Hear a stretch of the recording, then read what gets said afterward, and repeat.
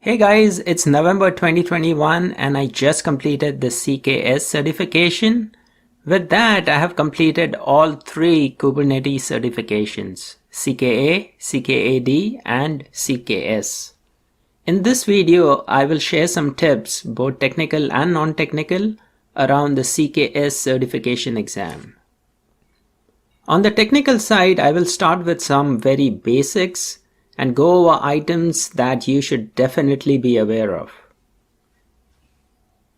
Let's start with the very basics. Let's display the nodes in this Kubernetes cluster. Get nodes. Note how it shows the nodes, the master, the worker 1, worker 2, and it also shows the version of Kubernetes. To see the labels assigned to these nodes, we just add the argument show labels, and that tells us the labels. Now to add a label from the command line, what you can do is you can use the label node command, specify the node name and then the label. Let's check the labels again. And there you go, our label has been added. You can add labels to a pod as well. First, let's quickly create a pod. Run pod 1. Let's use the image of Nginx. Instead of waiting, what you can do is you can use the W option, which stands for watch, and it's already running. So to add a label, use the same label command, specify the pod name and some random label.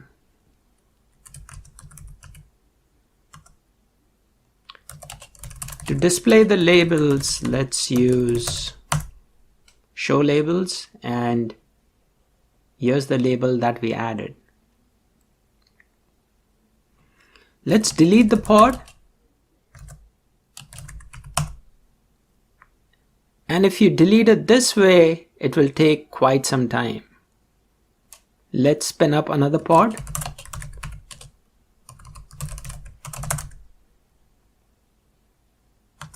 Let's use the watch command. And notice how the status changed from container creating to running. Now let's force delete the pod.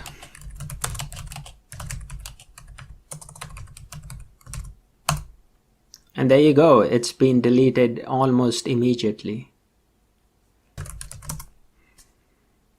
Another thing that comes up quite often in the exam is, the namespace.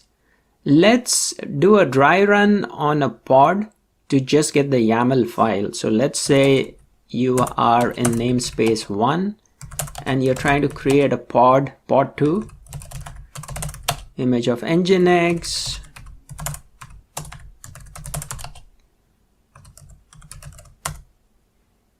So when you run this command, it generates the YAML file for you, and notice how it specified the namespace as well, just by specifying it at the command line. So the namespace is under metadata in your YAML file, right? Let's create the pod one more time.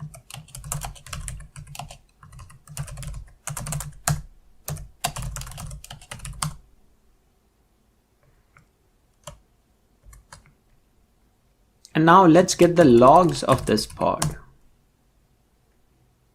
And it displays the logs. To execute a command on the pod, let's use the exec command.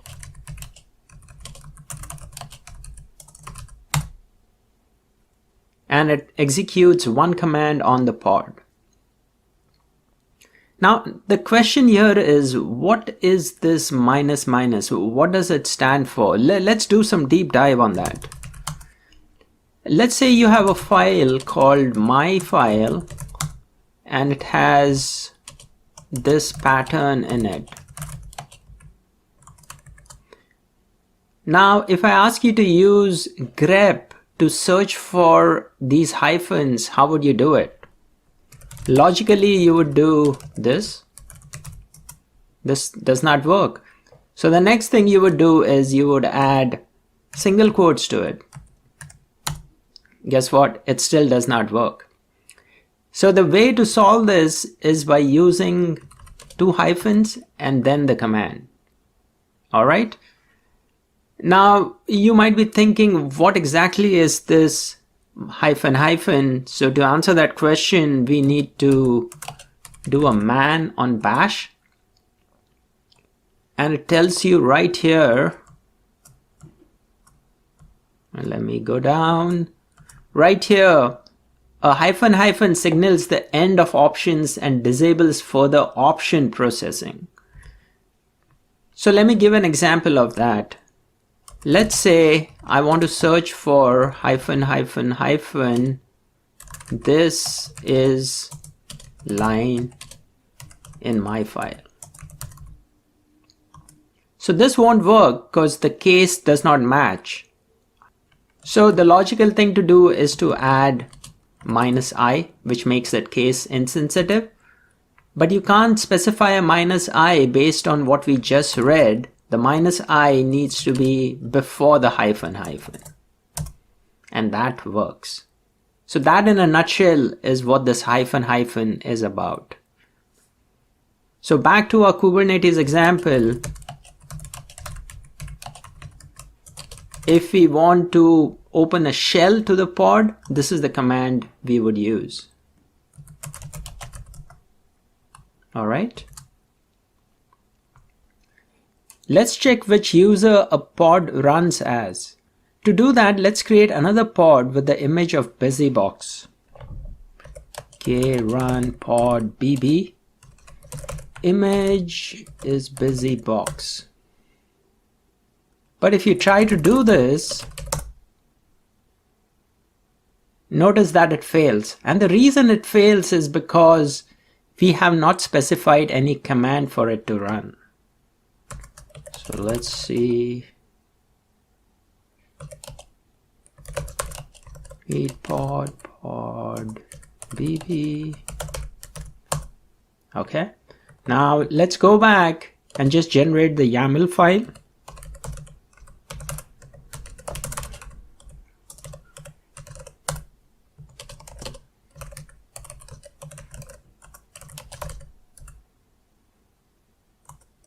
And right here, let's specify a command.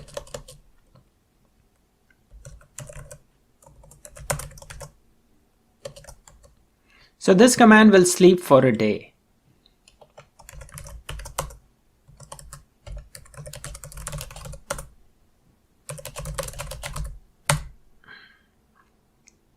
All right. The new pod is running. I'll clear the screen just so it's easier to see. And let's execute the id command against this pod. And as you can see, it says it's running as user root. So let's try and change that. Let's edit the file again. And let's add a security context to it.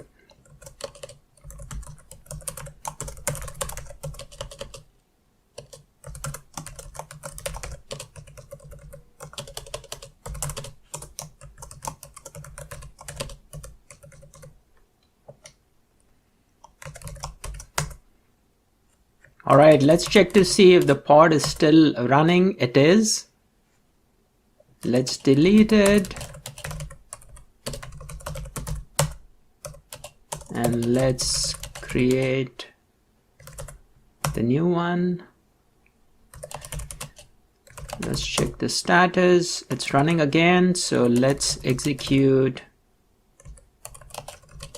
the id command again. And as you can see, it's now running as another user, not root, right? That's the important thing. You don't want the pod running as user root. Let's open the pod YAML file again. And this time, let's change the context a little. And to do that, what we'll do is we'll create another container, right? I'll just delete all this. So I'll call the first container container1 and the second container container2, and I'll change this to 1 hour, and I'll take this security context and I'll paste it against this one.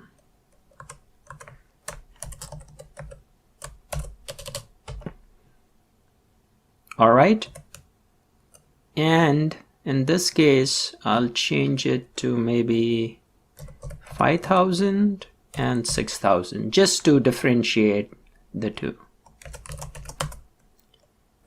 Okay, replace minus.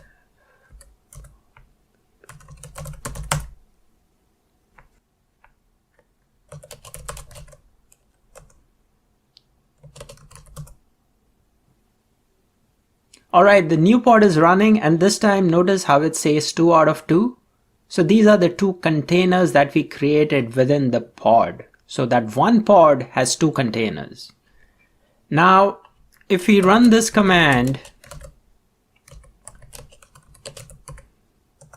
which container will it run against? So it seems to be defaulting to container 1, and container 1 has the UID of 1000 and GID of 2000. If we need to run this command against the second container, we need to specify that using the -C option. And notice how it says the second container is running as a different UID and a different GID. So what this means is you can specify the security context and specify the user and group at a pod context, or you can also override it at the container level. This is a very important concept that you need to understand. If you do not specify the security context within the container, it will inherit it. But if you specify the security context, it will override it. Let's take it a step further and mount some volumes on each of the containers and then create some files on it to see the file ownership on the files. All right, let's open the file.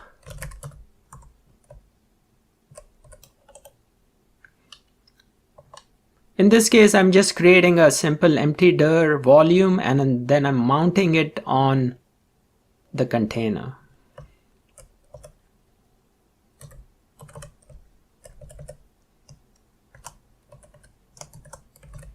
I'm also mounting it on the other container. Let's get the names right. All right, let's try this.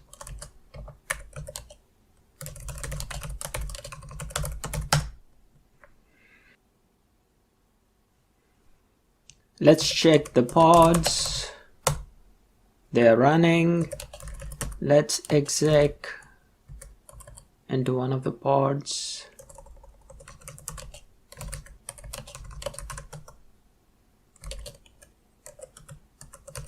So instead of my wall, I made a mistake and I called it my call. So I'm going to go with that. All right, so we've created a file called testing, and it has the UID of 1000 and GID of 2000. Let's exec into the second pod. Let's go into my call, my fault, create a file called testing. And as you can see, you can't create a file called testing because it's the exact same mount. We are just mounting it in a different folder structure. So let's create a file called testing2. And as you can see, testing2 has the new UID and GID. All right. Since Kubernetes communicates over SSL, we often need to reference the SSL key, the SSL cert, and the CS cert with a number of commands. When using these options, I noticed there was a pattern and wanted to bring that to your attention. First one is curl. To specify the key, use the -- key option. For the cert, use the -- cert option. And for the CA cert, use the --CA cert option. Up next is the etcd-ctl tool. This is an example taken right from the documentation, and you would have probably seen this command before. Problem is, if you use this command as is, it will not work. And the reason for that is you need to specify the correct arguments. And these arguments are --key, --CA cert, and --cert. Finally, to create a secret of type TLS, you need to pass the option of --key and --CA cert. So as you can see, there is something common in all of these commands, and the options are pretty much the same. This is a quick overview of the various tools that are needed in the certification exam. When I was preparing for the exam, I was getting confused at times with all of these tools. So I prepared this table which helped me compare the various tools. Falco is an auditing tool. It just checks and it reports. SecComp and AppArmor act as a layer between the container and the host kernel. They intercept the syscalls. You can either use it from the command line or you can use it with Docker or Kubernetes. Claire and Trivy are vulnerability scanners. Claire is more complex. I think it has its own application with its database. I honestly haven't used it much. So if one of you have actually used it, maybe you can tell us in the comments how exactly it works. Trivy, on the other hand, is another vulnerability scanner. You can use it from the command line or you can use it as a Docker image. So the vulnerability scanners, they actually scan the images and they report the vulnerabilities. And these vulnerabilities are nothing but CVE numbers. You can Google these CVE numbers to find out what exactly the vulnerability is and how to address it. Next up are the non-technical tips. When I was preparing for this exam, I wasn't sure which course to take. I was kind of torn between Kim's course and Mumshad's course. For the CKA and CKAD, I took Mumshad's course, and in both of them I scored over 90%. For the CKS exam, I did not take Mumshad's course and I scored just over 70%. Okay, maybe it was not all about the course, maybe it was just me. But one of the main reasons I purchased the Udemy course from Kim is because it's a lifetime course. You can use it whenever you want. On the other hand, Mumshad's course is more subscription based. He has his own website, which means I have to pay a certain amount every month. And once the subscription ends, I no longer have access to the course. On the other hand, Udemy courses do not expire, right? And personally, I like to keep these courses as a reference in case I need to go back to them after I complete the certification. With Kim's course, there is no easy access to the labs. He provides 2 ways to set up the environment, and these steps work fine for the most part, but more on this later.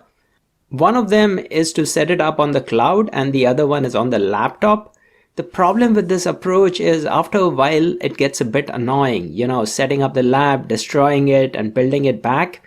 In my case, I use one of my laptops for building the environment, and initially it worked fine, but then I started encountering issue after issue and I was just not able to destroy the environment and build it back. Luckily, I had another laptop and I was able to use it for that purpose. But all of this took up a lot of my time I could have spent learning and practicing for the exam. To me, this was a very big deal.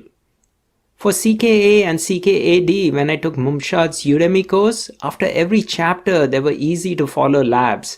I really liked that format. You did not need to worry about building your own environment. Now, I did not take Mumshad's course for CKS and I don't know whether Mumshad follows the same format. If any of you watching this video knows about this, do let us know in the comments. I think it will greatly benefit the folks who are planning to take this exam. Another thing to point out is that Kim's course does not come with a simulation.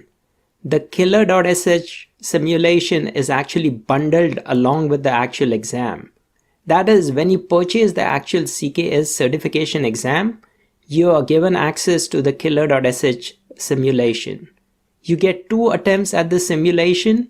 The simulation is structured such that you can only use it for a certain period. It's either 24 hours or 36 hours. Once that period ends, it expires. The point here is, if you purchase any other course, you still have access to the simulation. By purchasing Kim's course on Udemy, you do not get 2 extra attempts at the simulation exam. Something to keep in mind when you're shopping for a course. A few other non-technical tips.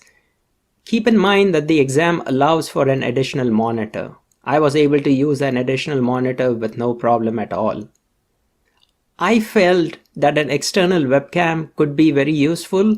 Now my webcam was integrated into my laptop. When the proctor asked me to show him around the room, I had to actually move the entire laptop, which wasn't very convenient. Having an external webcam could make that very easy. I have read a few suggestions about using some kind of terminal multiplexer like Screen or tmux. I personally did not use one, but after taking the CKS exam, I can see why it could be useful. Say the question asks you to make a change to the Kube API server YAML file. You make that change and then you wait for the cluster to start up. If it doesn't start up, you troubleshoot, you realize you made a typo. So you make a change and you start all over again. But then you have to keep waiting every time you make a change for the cluster to start up. And these wait times could really add up. If you get familiar with a term tool like Screen or tmux, then you do not need to wait. You can simply open up another terminal and get started with the next question. Of course, you will mentally need to make a note of where you are in the question. And use this tool only if you're extremely comfortable with it. You do not want to use a new tool in your exam only to find out that you don't know your way around it. The exam does not do a good job of telling you how much time is left. There is some kind of bar at the very top and it keeps reducing over time.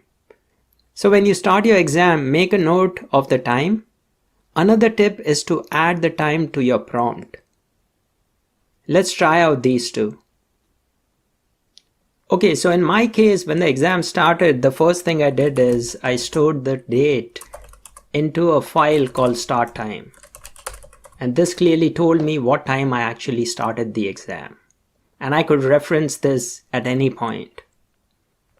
To add the time to your prompt, let's take a look at the current value of the prompt. Save it to the file. Modify the file. Modify the file to contain the time. And then let's set the PS1 variable to the value of my prompt. There you go. Your prompt has your time as well. The final one I have is, how does grading work? Say you have a question which in turn has 4 sub-questions. You complete the first 3 and the last one you're not very sure. You make a change to some YAML file and then you realize the Kube API server does not come up. Do you roll back or do you leave it as it is? If you do not roll back and the Kube API server is down, does it mean you do not get any points for the first 3 that you completed? I really do not know the answer to this one. And that completes this video. All the best and thank you for watching.